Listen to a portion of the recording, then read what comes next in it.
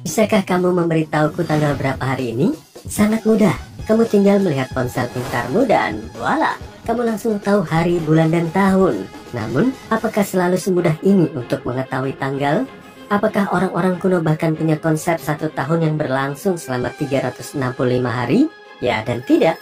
Kalender suku Maya punya siklus. Itu hampir sama dengan apa yang kita sebut satu tahun. Tapi siklus suku Maya jauh lebih panjang, 819 hari. Dan disinilah misteri dimulai. 819 hari dibandingkan dengan apa? Kapan kalender ini dimulai? Dan kapan berakhir? Para ilmuwan bertanya-tanya mengenai hal ini selama beberapa dekade. Mereka menemukan dan menguraikan kalender suku Maya selama tahun 1940-an. Baru-baru ini, dua ilmuwan Amerika, John Linden dan Victoria Baker, muncul dengan sebuah solusi. Jadi, apa bedanya yang mereka lakukan dibanding para pendahulunya? Keduanya memecahkan kode tersebut dengan memperluas pemikiran mereka. Mereka memperluas kalender dari 819 hari menjadi 45 tahun penuh. Itu 20 kali lebih lama dari siklus aslinya. Dan sebuah pola mulai muncul. Ini merupakan terobosan besar karena suku Maya menceritakan waktu dengan cara yang rumit. Lupakan angka Arab yang mudah dibaca seperti yang kita miliki saat ini. Orang-orang kuno ini menggunakan glyph. Ini adalah gambar-gambar kecil yang mewakili karakter. Sesuatu seperti ikon pada desktop atau simbol universal. Saat kamu melihat sebuah titik kecil dengan 3 garis lengkung di atasnya, kamu tahu ada jaringan wifi yang tersedia. Kalender suku Maya menggunakan glyph yang merepresentasikan hewan atau fenomena alam. Misalnya, ada simbol untuk jaguar dan elang. Setiap glyph menandai satu hari. Setiap siklus diulang sebanyak 4 kali, 819 kali 4. Kita sebut saja keempat siklus ini sebagai blok. Suku Maya mewarnai setiap blok secara berbeda. Para ilmuwan berpikir warna-warna ini sesuai dengan 4 arah mata angin. Merah adalah timur, putih utara, barat berwarna hitam, dan terakhir kuning menandai selatan. Tapi kemudian tahun 1980-an datang. Ya, ini adalah dekade yang aneh. Semua perhitungannya salah. Para ilmuwan menentukan warna-warna itu terkait dengan posisi matahari di langit. Ternyata warna kuning mewakili titik tertinggi matahari yang disebut zenith. Warna putih adalah titik terendah yang disebut nadir. Tampaknya kalender tersebut menunjukkan betapa hebatnya bangsa Maya kuno dalam bidang astronomi. Hal ini paling jelas terlihat di Chichen Itza. Ini kota utama suku Maya terletak di semenanjung Yucatan, Meksiko. Di sana berdiri sebuah piramida berundak yang mengesankan. Piramida ini didedikasikan untuk dewa ular berbulu dan keselarasannya sempurna. Sesuatu yang luar biasa terjadi di sini 2 kali dalam setahun. Selama equinox, Maret dan September, ini adalah saat-saat ketika matahari bersinar langsung di atas khatulistiwa. Pada 2 tanggal ini, siang dan malam berlangsung sama lama. Di lokasi piramida, sinar matahari pertama-tama menyinari patung kepala ular di dasar struktur. Kemudian sinar matahari menaiki 91 anak tangga. Hal ini menciptakan ilusi seekor ular sedang merayap menuruni piramida. Bahkan sampai hari ini, orang-orang berkumpul untuk menyaksikan pemandangan tersebut.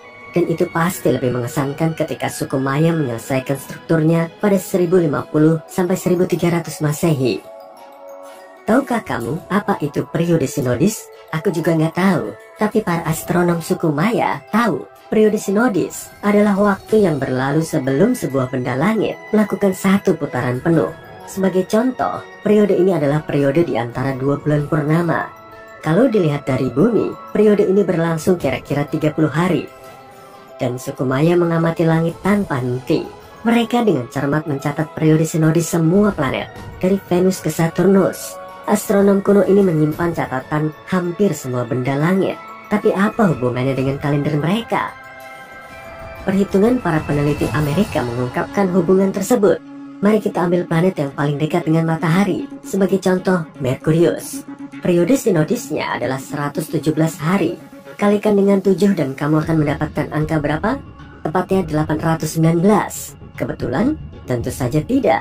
Karena periode sinodis planet-planet lain juga sama persis dengan angka ajaib 819. Tapi, ini nggak bisa dilihat dari satu siklus Maya saja. Para ilmuwan harus mengembangkannya beberapa kali untuk menemukan polanya. Ada alasan kenapa nggak ada yang bisa menguraikan kode itu begitu lama. Mereka berfokus pada satu planet. Caranya adalah dengan menambahkan perhitungan suku Maya untuk semua planet. Para peneliti hanya perlu melihat gambaran yang lebih besar. Hal ini membawa kita ke tahun 2012. Masih ingatkah kamu beberapa orang mengira dunia akan berakhir pada tanggal 21 Desember? Ternyata itu salah besar. Kita masih hidup dan baik-baik saja sekarang. Tapi apa yang memulai rumor palsu ini? Kalender suku Maya. Tentu saja. Kamu tahu, orang-orang kuno ini mendasarkan kalender mereka pada periode panjang semua planet. Itu termasuk banyak matematika yang rumit dan banyak perkalian. Tahun 2012 ini hanyalah waktu ketika siklus mereka berakhir. Ini dikenal sebagai hitungan panjang. Periode ini sama dengan tahun kita. Bagi suku Maya, 2012 seperti tanggal 31 Desember bagi kita. Hanya sebuah akhir dari sebuah siklus di mana mereka mengukur waktu. Jadi nggak perlu panik ya. Pesta-pesta malam tahun baru mungkin sedikit liar, tapi dunia nggak berakhir pada 1 Januari. Peradaban suku Maya membentang lebih dari kalender mereka. Karet adalah nama permainannya. Ya, kamu nggak salah dengar. Orang-orang kuno ini membuat nilai yang berbeda dari karet 3000 tahun sebelum salah satu orang Amerika yang terkenal, Charles Goodyear. Mereka akan mengekstrak lateks alami dari pohon karet. Ini adalah zat seperti susu yang bisa diubah menjadi karet. Dan mereka bukan satu-satunya. Para ilmuwan menemukan bukti bahwa tetangga mereka, suku Aztec dan Olmec, juga melakukan hal yang sama. Tapi apa yang mereka lakukan dengan karet? Mereka nggak membutuhkan ban mobil tentu saja, tapi keren untuk punya sepasang sandal untuk ke pantai. Orang Spanyol menulis tentang alas kaki bersol karet yang dipakai penduduk asli. Sayangnya, para ilmuwan masih belum menemukannya. Itu akan menjadi langkah besar bagi arkeologi. Jadi, suku Maya bermain-main dengan karet. Secara harfiah, para peneliti menduga mereka membuat bola dari lateks. Bola-bola ini melenting dan ukurannya berkisar dari bola softball hingga bola sepak. Sebuah permainan bola Maya, pitch, melibatkan 2 lingkaran. Kamu pasti memikirkan bola basket, tapi nggak sepenuhnya mirip. Lingkaran-lingkaran itu dipasang di dinding setinggi 7 meter. Bandingkan dengan standar NBA yang 3 meter. Dan ring itu dipasang terbalik. Ada juga sisi manis dari kisah suku Maya. Orang-orang kuno ini menikmati coklat. Bahkan kata coklat modern mungkin berasal dari bahasa mereka, chocolatl. Ini berarti air pahit. Oke, kamu mengerti bagian pahitnya. Tapi kenapa air? Suku Maya nggak memproduksi coklat dalam bentuk yang kita kenal sekarang. Mereka nggak membuat coklat batangan. Mereka meminumnya. Biji kakao yang dihancurkan menjadi minuman yang sangat baik. Suku Maya menyempurnakan campuran tersebut dari waktu ke waktu dan bahkan menambahkan rempah-rempah. Ada yang mau minum minuman coklat panas dengan rebusan paprika dan tepung jagung? Siapa tahu, mungkin minuman ini benar-benar terasa enak. Biji kakao merupakan benda yang sakral dan digunakan sebagai mata uang. Para peneliti percaya semua kelas sosial bisa menikmatinya. Coklat gratis untuk semua orang terdengar menyenangkan, bahkan sampai sekarang. Namun, dari mana suku Maya mendapatkan air bersih untuk minum kakao mereka? Dari sistem penyaringan tertua yang diketahui di belahan bumi barat. Sistem ini didasarkan pada zeolit. Ini adalah mineral yang mengandung senyawa aluminium dan silikon. Dan coba tebak, pemurni udara dan air modern masih menggunakan bahan ini. Teknologi suku Maya menang lagi.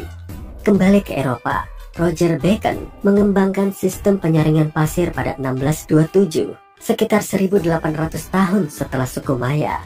Tapi bagaimana dengan daerah tanpa sungai, danau, atau mata air? Para insinyur suku Maya telah menemukan solusinya.